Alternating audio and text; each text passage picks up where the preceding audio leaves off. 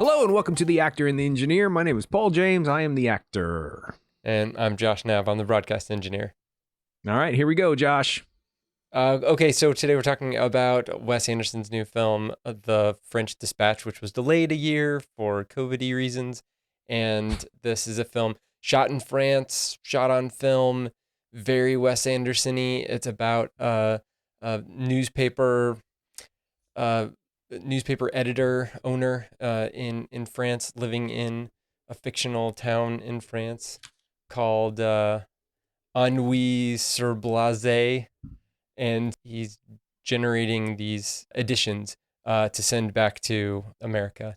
And this particular movie is set up like a kind of like a, I guess I was trying to find the word, and there really is no good word. I was thinking like travelogue, but he's not going anywhere. He's only talking about this particular town. But like video magazine it's a really bad term, but it's essentially like a replica of a magazine where you have smaller pieces, larger pieces, all kind of put together, and each of them don't necessarily have anything to do with the rest. They're kind of vignettes, put one right after the other. So that's the structure of the movie, which I don't think he's necessarily done before. He's always kind of had a cohesive story moving through a whole film, even though there's movies like Grand Budapest Hotel that have little sections and things like that. I guess Royal Tenenbaums had somewhat vignettes in there too, but still, it's definitely Wes Anderson-y. Here's my first question for you. Were you excited to see a new Wes Anderson movie? That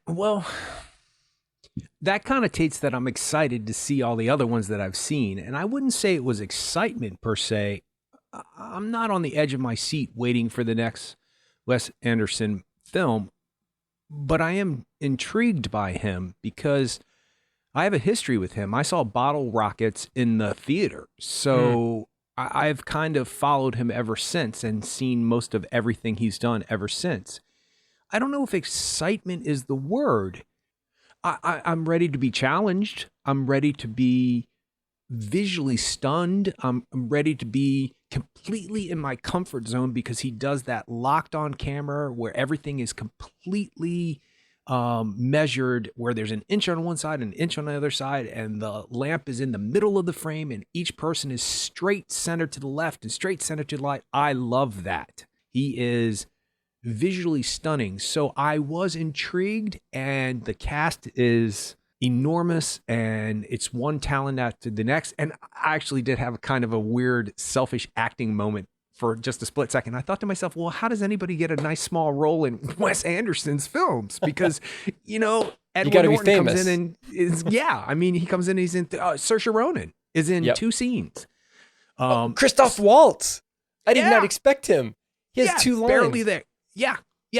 And he has 2 Oscars. So, so I did think to myself, well, count him out on the casting list. But you work really hard, you achieve a lot, and you are at the top of your game, and you get to do interesting things, even if it's 2 lines or 2 scenes in a Wes Anderson film. It's 2 scenes or 2 lines that are going to stand out because Christoph Waltz and Saoirse Ronan stand out. So I don't know if excitement is the word. I'm a bit perplexed at this point because you said to me, is this the only lane Wes Anderson has? He can stay in this lane, that this is only his thing. And I was like, well, that's okay because this is his thing and nobody else is really doing it like that. So it's good. But could he do something else? Like, I think you said, could he do a Marvel movie or something? And I don't, first of all, want to see him do a Marvel movie. And second of all, it is an interesting question. Because is his style now overtaking everything else? Is his visual feast? Yeah.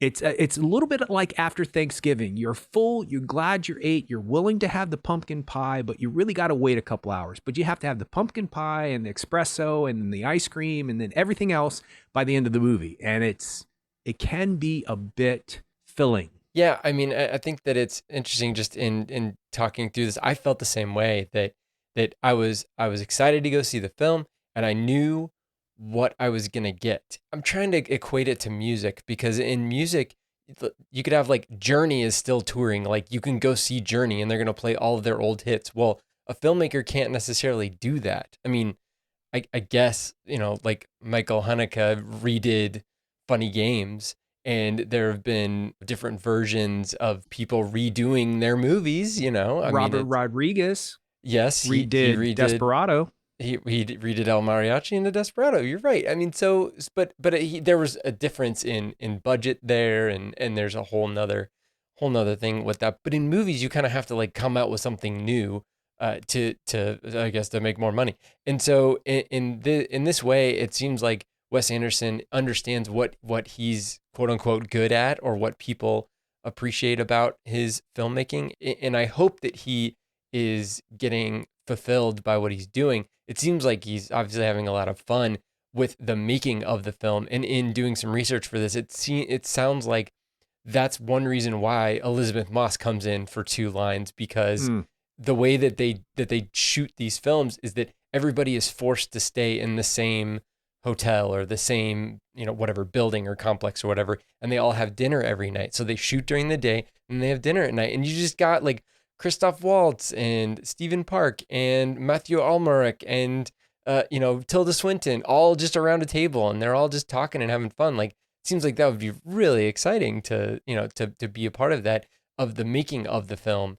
And then the output is great too. It's going to be done well with great craftsmen. It's going to have a great score, probably by Alexander Desplat, and it's going to be shot with the same cinematographer, and so it's a known quantity. And so that was kind of where I was coming at it from, and hoping that I was going to see something different. There are different things in this film that we haven't seen in other of his films. Certain extended scenes. We're not going to get into anything that's like spoilery or anything, but ultimately, well, I mean, you can't really spoil things. But I was surprised when a particular thing happened fairly late in the film, as far as the filmmaking goes. But yeah, most of the stuff in this movie it's right on its face. If you've seen a Wes Anderson movie, when you go into this movie, you will not be disappointed. So it seems like Wes Anderson really appreciates art, and he really appreciates journalism, and that this was kind of like a love letter to journalists, specifically journalists who write long form pieces for the New Yorker, or magazines kind of like that. And so he's going into it with that kind of I think with that kind of an aim. But still, I loved all of the visuals. I had to dig in, because I was like, where did they find all these places, and how did they do some of this stuff? A lot of it is miniatures. A lot of Mm. these kind of big scenes, and I mean, a lot of the stuff you kind of know it's miniatures. Like you've seen him do the stop motion animation of Isle of Dogs and Fantastic Mr. Fox, and so you know that he's capable of doing those things. But like there's a scene where a plane, it shows people in a plane, and there's like a cutout of the plane, very Steve Zissou like, and you know that that's a miniature. So I mean that makes sense. But then there's other scenes where you're just like, I was like, the printing press at the very beginning, that's all miniature. Like, it's a physical printing press that moves and has little bitty 1 inch tall stacks of newspapers that are moving on a real conveyor belt that goes 8 inches, and it looks like it's this huge room in this huge building, and it looks photorealistic, and that's the kind of stuff that amazes me. Just the fact that they spend that time. The crazy part is they probably spent the same amount of time building all that stuff and shooting it as they would have generating in CGI, like paying a company to do a full CGI render of a printing press. But it's a different kind of craftsmanship. I'm not saying it's any better or any worse. It's just a different kind of craftsmanship, and it's something you don't see very often. So that I really did appreciate. And in 25 years, those miniatures will still look like full-fledged rooms. Yeah. Something happens over time. I was watching, it's a weird reference, but there's a John Travolta, Samuel Jackson Christmas commercial where John Travolta plays Yeah. Santa. And, 5 years ago when it came out, it was really cool. Now you can start to see that everything behind them is CGI. And I'm Yeah. rewatching The Lord of the Rings, maybe possibly making it a Christmas tradition. I don't know. And I think what Viggo Mortensen said about those films is it doesn't matter in 40 years what doesn't look real anymore. The hearts of those films are in the right place and the integrity is behind it. But you start to really get to see, like, you can see it. You can see Yeah. the CGI effect. It's a very interesting thing. Well, this will never happen with this film.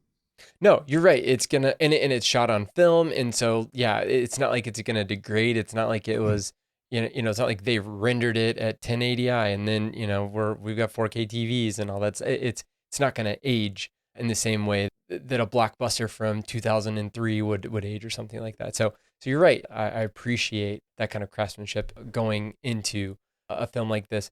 But for me, I just it's not a bad but. It's a butt of like what new things is he bringing to this movie. There's certain movies where I don't expect anything from them, and certain filmmakers where it's just kind of like, oh well, this is just a nice bubblegum type of a thing. It's a quick filler, but I do expect a lot from Wes Anderson films, and I feel like there's diminishing returns over the last few. And similar for me now, I don't have the history with the type of journalism that he is paying homage to.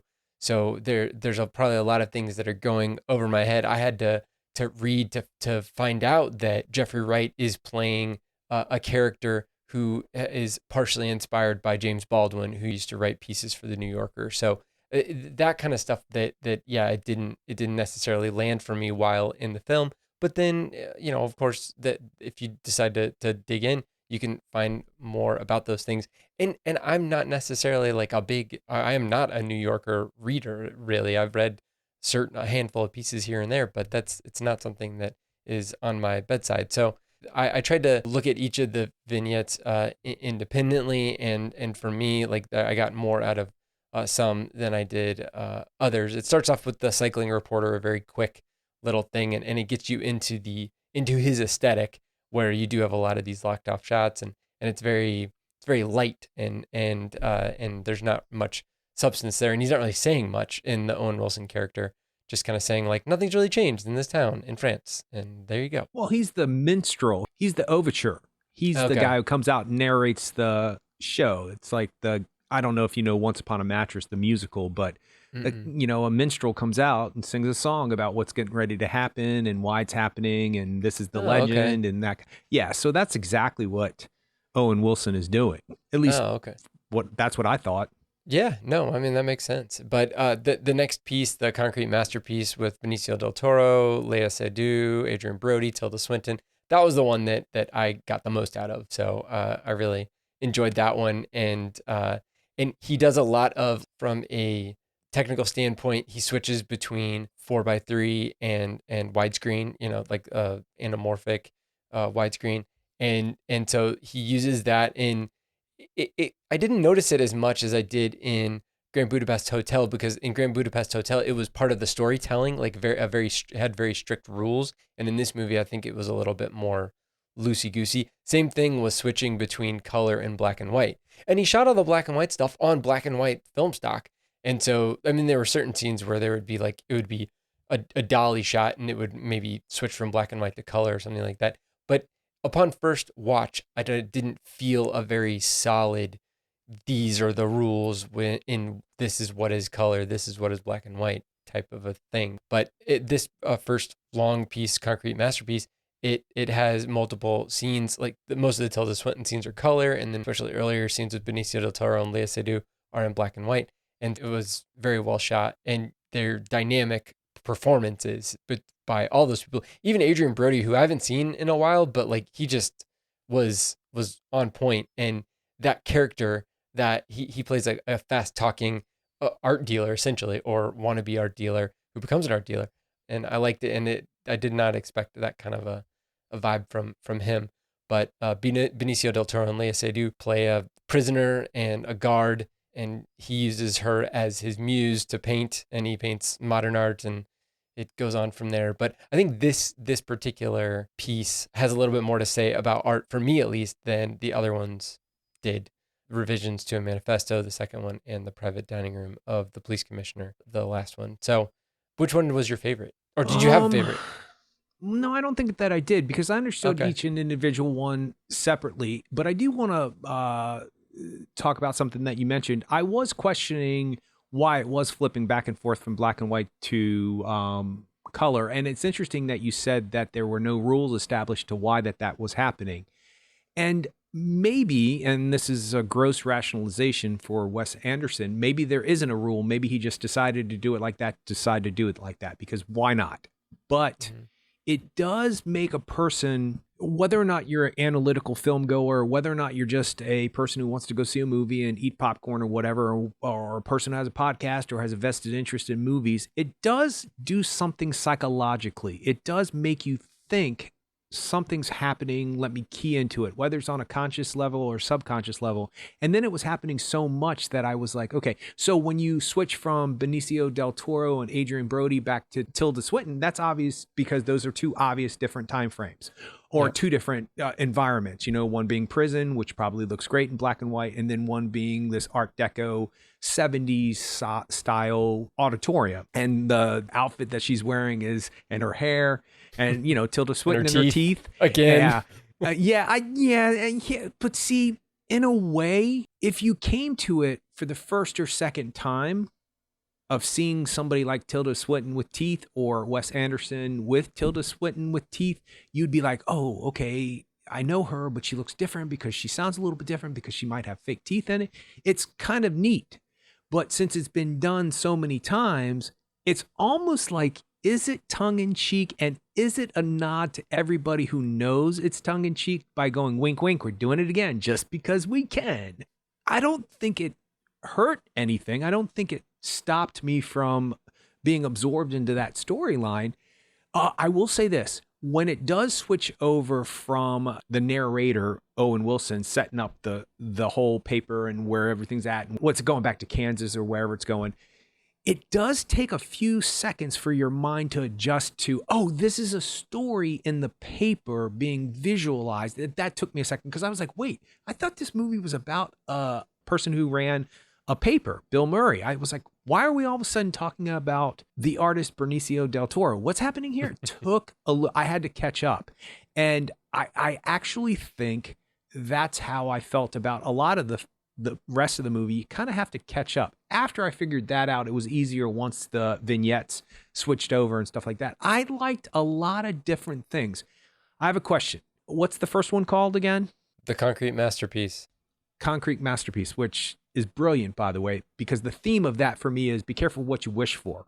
You think as an art dealer, you found this great, brilliant artist who happens to be a sociopath and a murderer, by the way, and you want him to do this and you want him to commission something. So spoiler coming up, and he does it and he makes a fresco.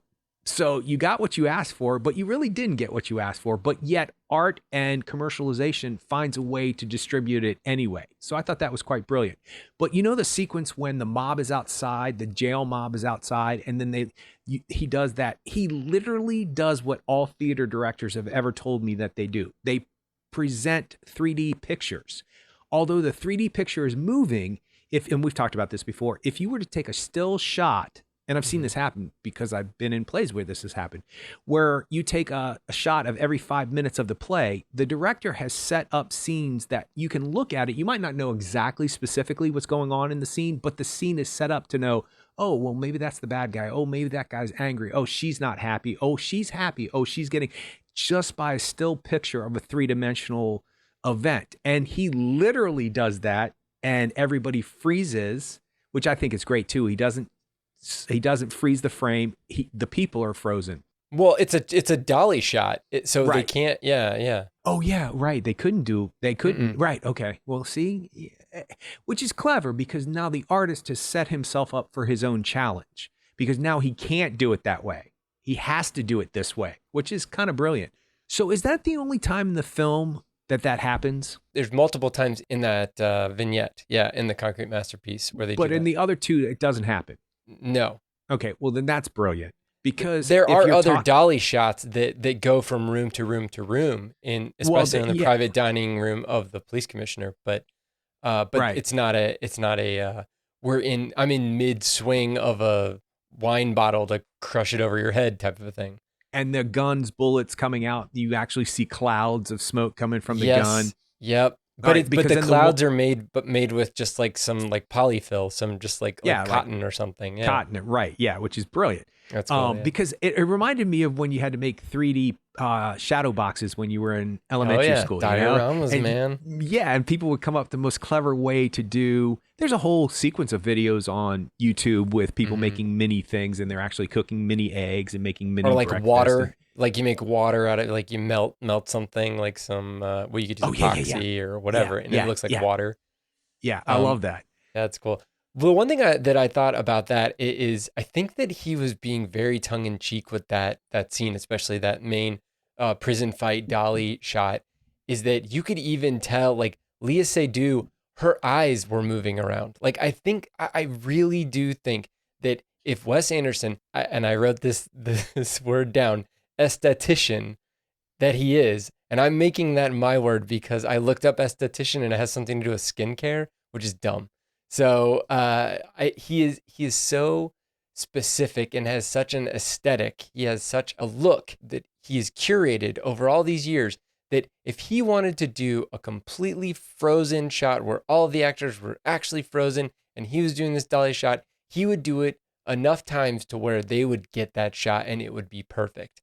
But he didn't do that because almost everybody was moving and like breathing heavy and like And their it, mouths were and their mouths growling. yeah, but Yeah, it was yeah. they were actually moving or shaking, or they had their hand up and their hand was kind of waving a little bit. It was too noticeable by too many people to be like, oh well, there was one guy, there was a perfect shot except for that one guy in the background kind of moved his head a little bit. No, it was too haphazard to be a mistake. So I think that was kind of like I don't know if it was a tongue in cheek thing or what it was, but it was very kind of like, look, we're doing this type of a thing, which is, it's not discounting the other times when that has been done to good effect in other films, especially like maybe lower budget films or something, or commercials, really.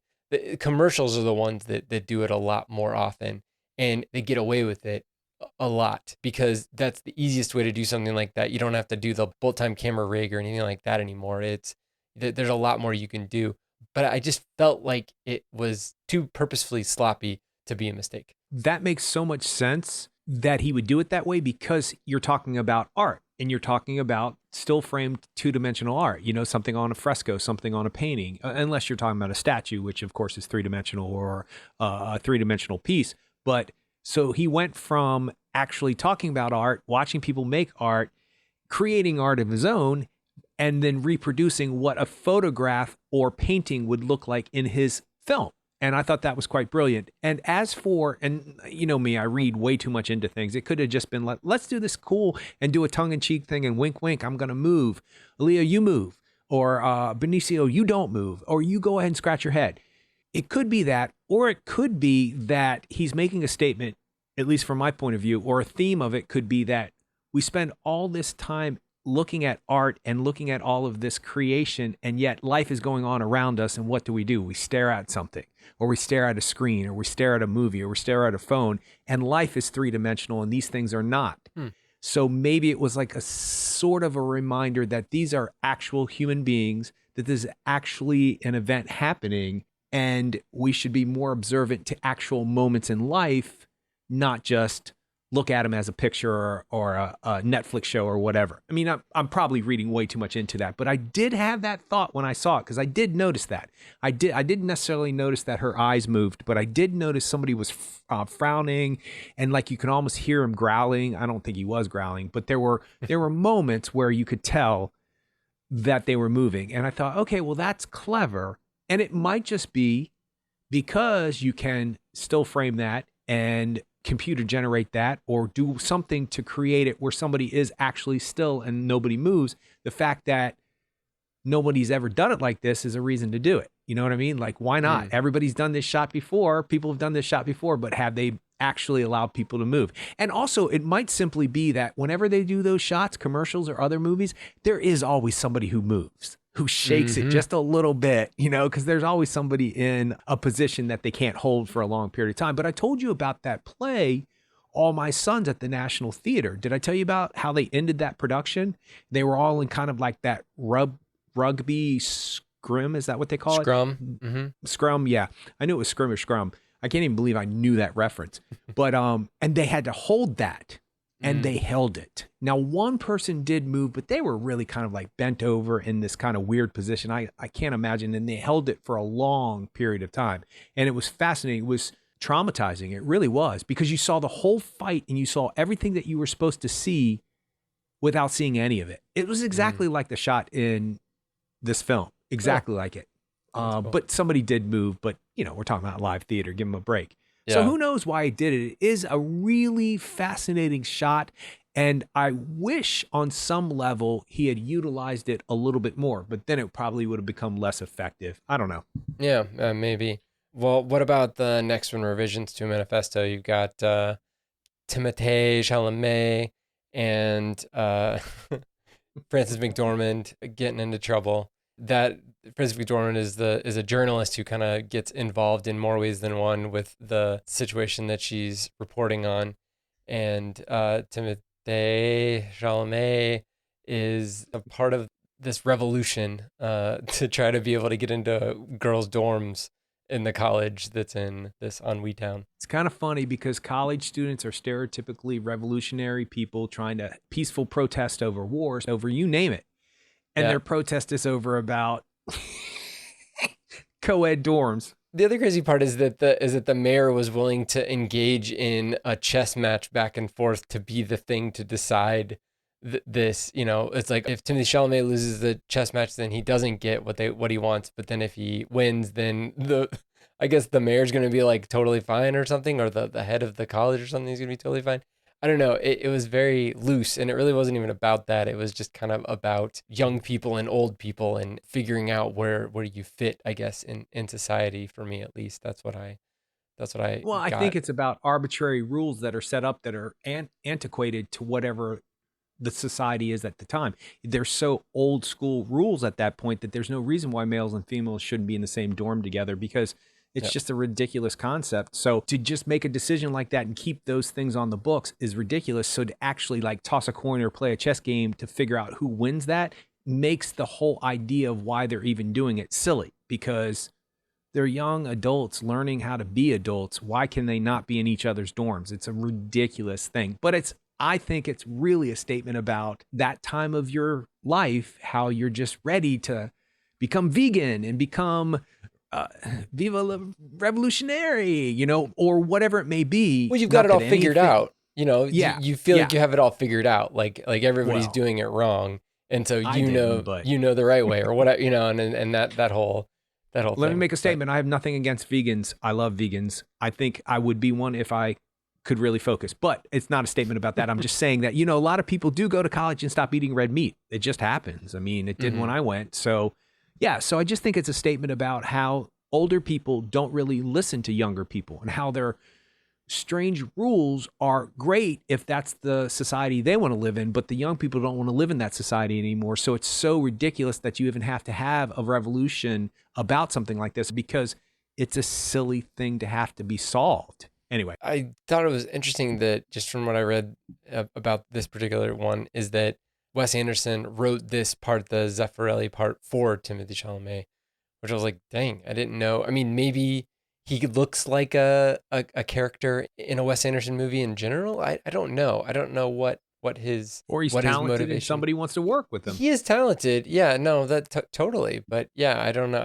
It's interesting that he plucked him out compared to just look at the other people in the movie. You got Jeffrey Wright in here. These are people that he's worked with that hasn't worked with before. Leah Seydoux, Henry Winkler actually is in the previous one with Bob Balaban. I thought that was funny.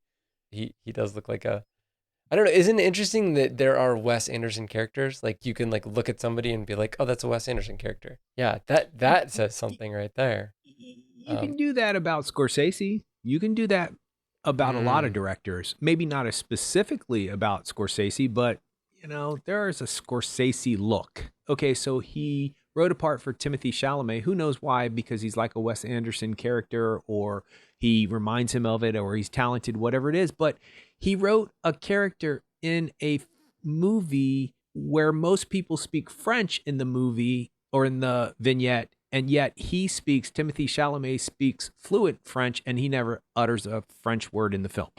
Are all the people there French, and it's just the movie making them not speak French? Is that what's happening?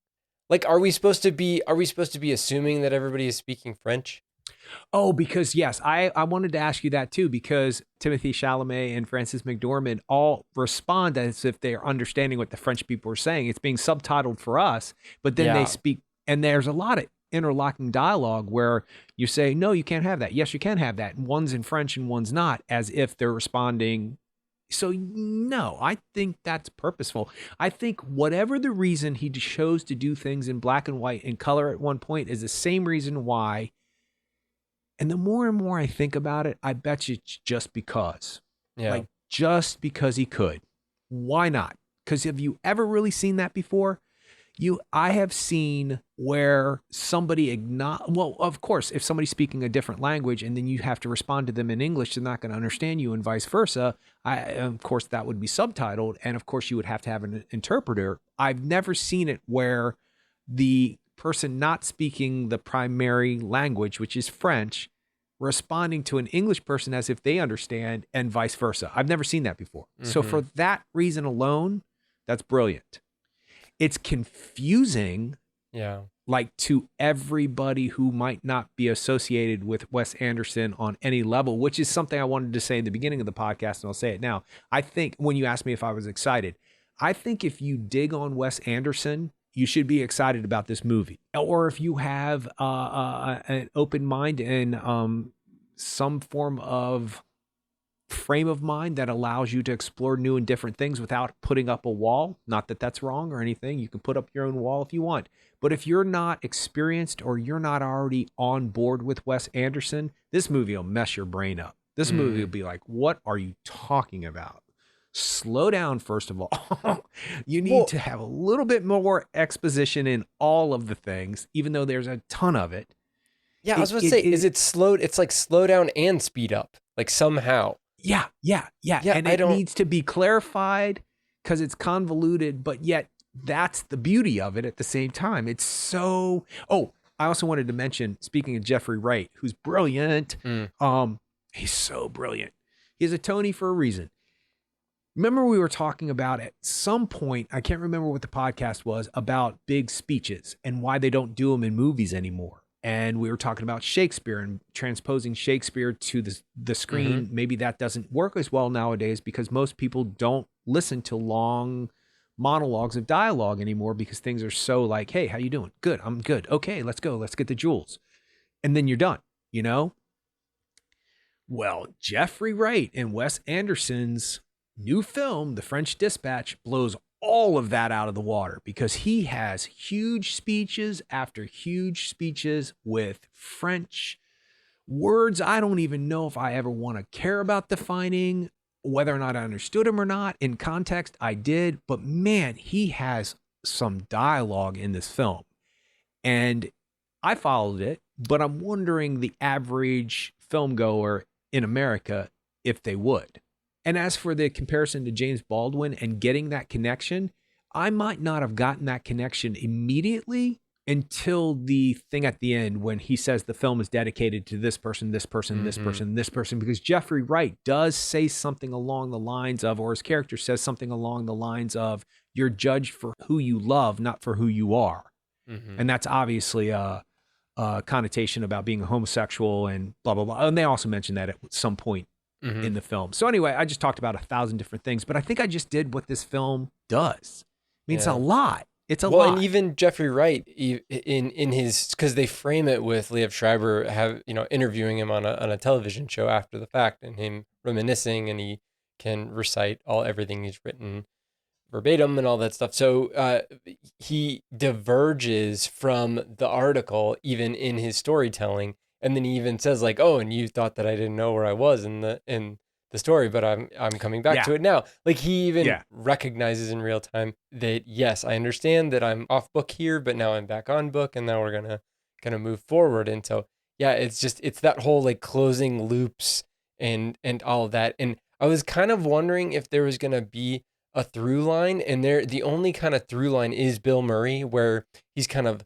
coming in behind them and saying, well, like with Jeffrey Wright in this private dining room of the police commissioner, story is he's kind of coming back behind Jeffrey Wright and being like, I read this and here's what's good and here's what I'm looking for. And then, do you have anything else? And so you have that piece of the puzzle where he talks to Jeffrey Wright. You've got where he's talking to Owen Wilson, the cycling reporter. And so there's very few tendrils of connection between each of these stories, but really they're in and of themselves, and the people inside each of the stories don't really have anything to do with each other, which is an opportunity that he decided not to take advantage of, which is totally fine. Like, I don't think you have to connect all of these things in this insane mesh of chain of events. That's a level of restraint that he had. And hopefully each of the stories will stand up on their own without having to have been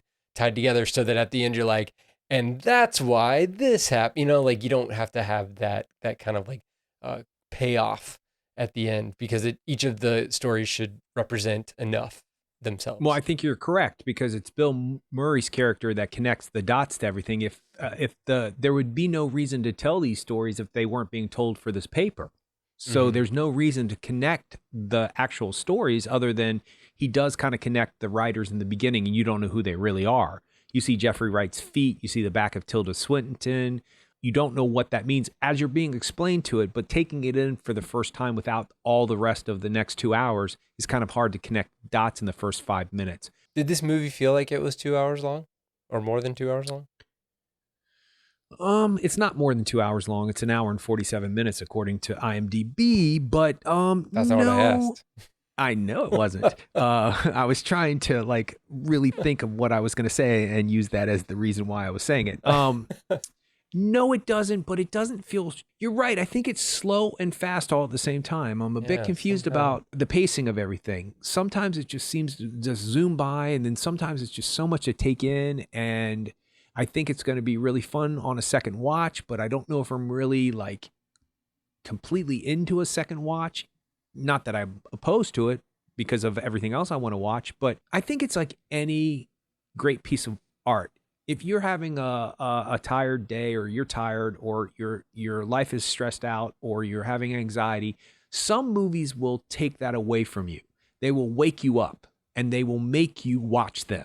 And you could have had 3 hours sleep the night before, but you are jazzed up after you watch the movie.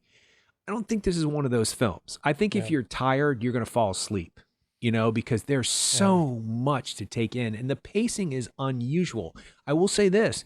I think the hardest part for me to understand, or for him to actually deal with, is the tonal switches from each story, but they're not. They're all sort of tonally the same. They all sort of have the same kind of feel to them, even though they're about different subjects. And that might be because of the stylistic way he does stuff, the way that he sets up shots. But did it feel 2 hours? No, but it didn't feel quick. Did it feel 2 hours to you? It felt like longer than 2 hours to me, but the last one, you're right. There's different stakes in each of these stories, and the last one actually has much higher stakes. You've got a kid who's kidnapped, and so and there's people who will, have killed people before. So it's a totally different setup, and Jeffrey Wright's walking you through all of this, but still, it feels a little bit different. I feel like that's the one that I should probably watch again of each of those. I think that with this last one, I think that they let a little bit of air out of the balloon at the end of the story when there's a chase. And I mean, we're definitely in spoilers now. And this is the thing I was talking about earlier that I didn't necessarily want to like quote unquote spoil for somebody, but you get to this point where there's a car chase and they go into 2D animation, which is, it's like, okay. I mean, you get a little bit of a Run Lola Run vibe out of it, where Run Lola Run was specifically, Tom Tykwer was trying to do something very stylized and very kind of punk. Nobody told me I could do this, but then nobody told me I couldn't do it. Therefore, I'm going to do that. Whereas I don't know if it was a budgetary thing, or it was like, I want to have this really cool chase, but we don't have to shoot it, and we don't have to go through all of that. And what are you going to just like attach a camera onto the side of a French car from the 50s? No, that seems too normal. So we need to do something that is unique and something that is novel. And so maybe they came up with this. Maybe, but maybe not, because he says it was done in an animation in the magazine or in the paper. So when you do Okay. the escape or the kidnapping with the balloon and all that stuff, that was like what you see in the New Yorker with those very stylized looking pictures, Yeah. and I just think they took it to the nth degree, and I think that that was really smart, because whether or not it was hard to film that or not, the whimsy and the tongue in cheek again, and the Hmm. wrestler jumping on the hood of the car, Yes. and then the way that the And car when he goes comes over the back edge. on, that Yeah, was yeah, yeah, hilarious when the yeah. wrestler comes back So on when they get great. back in. Yeah, it Yeah. was great. And his Yeah. face is great. So I think it's just like the opening one with the still photograph that's on the dolly shot. Hmm. That's what you would see in a museum. You would see that. It would probably be a triptych where it'd be three photographs put together or paintings put together. But if it was a cartoon in one of these magazines or one in the French Dispatch in the actual paper, it would be probably a series over a period of time, or Yeah.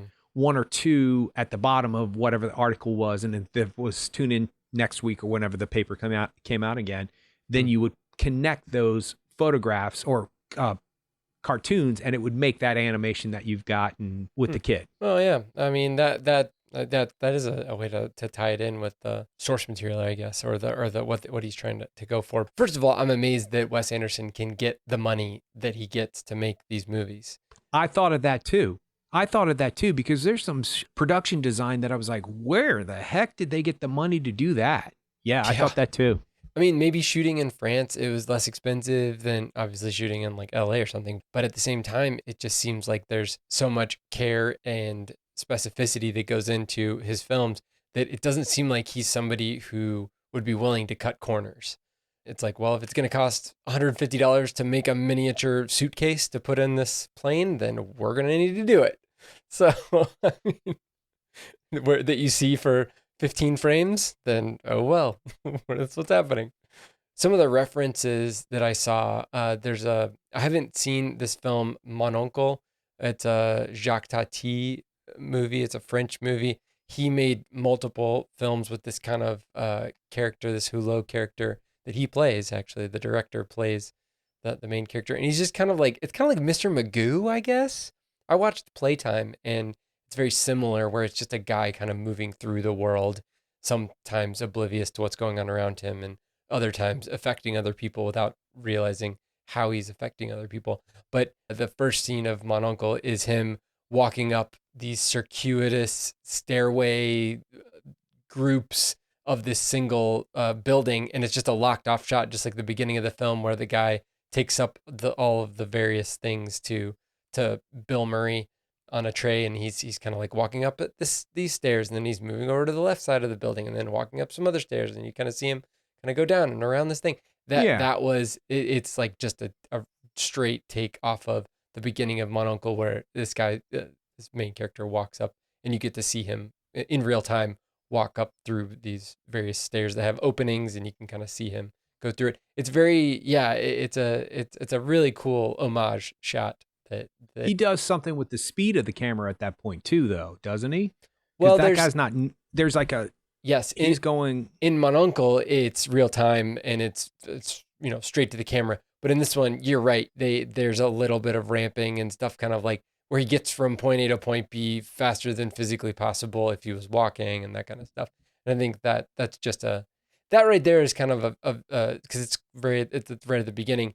It's a tip off that it's like, this isn't real world stuff. Real things don't happen in these movies. Like Owen Wilson on the bike when he's holding on to the truck and riding, and then he kind of goes down into the subway or whatever it is. I mean, like, it's that kind of stuff. It's like, I'm not worried about him. I don't feel like he's gonna die or even get hurt, but it's those types of things that get you primed for what's gonna happen later, which makes sense if you're Wes Anderson and assuming there's going to be a percentage of people that have never. Oh, two people walked out of the movie last night. Mm, I watched it last night, and it was me and four other people, and 40% of the people in that movie theater walked out, and they walked out after about 30 minutes. I think it was probably most of the way. It's probably most of the way through the first big segment. So Concrete Masterpiece. Yeah. I'm not a bit surprised, to be honest with you. It's a hard sell, but I think that's what makes it brilliant. I think that we should be more accustomed to allowing whatever we're watching, we adjust to that. So people don't adjust to the movie, they want the movie to adjust to them. Or it's as simple as not my thing, not my taste. It seems like movies are going to become something that is, and I don't think this is a good thing, but it seems like it's splitting. It's bifurcating. It's your favorite word that I used years ago that you were like, what the hell is that? It's splitting into movies that are super expensive and spectacles that can only be made because they will make X number of dollars, and very inexpensive, one-off, easy stuff. Whether it's Netflix rom-coms or whatever, Hallmark movies or whatever, and there's less of the right down the middle types of movies that are going to get enough money to get made. That's why A24 is such an anomaly. Just the fact that they're making movies that don't make a lot of money, but are, I mean, well, like Zola, or that don't. It's like, who is this for? Well, it's not for all the people who just went to see Shang-Chi or went to see Avengers Endgame, but it's for somebody. Yeah, I see it differently because think about It's a Wonderful Life. Okay? It's part of the lexicon of our brains. Everybody knows It's a Wonderful Life. Everybody knows when a bell rings, an angel gets its wings. And if they don't, they'll eventually somehow come up upon it. But it was a financial failure. It busted a studio up. It got a ton of people fired, and nobody went to see that movie. Now it's considered a movie you have to see at Christmas time, and a movie you have to see if you're interested in movies. So at the time, Frank Capra was huge. Anything he touched turned to gold. Why did that not turn to gold? It just wasn't, the audience didn't adjust themselves to that at that period of time. That said, my first 30 years of life, people were saying, people are no longer reading. Reading is dead. The written word is dead. We're never going to produce books again. The paperback is dead. Hard copies are dead. And then came Harry Potter. And everybody went back to reading because that book helped people adjust back to what it was to read, or fulfilled a void in people and got children interested in. And I'm sure there's a ton of adults out there who their reading habits are much better now because they were raised with Harry Potter. But sometimes I wonder which came first, the great piece of art that enticed us, or the fact that we should entice ourselves into art. And I think it's a little bit of both, but I also think that there's not a precedence on the fact that we need to instill in people who are younger that reading is a good thing.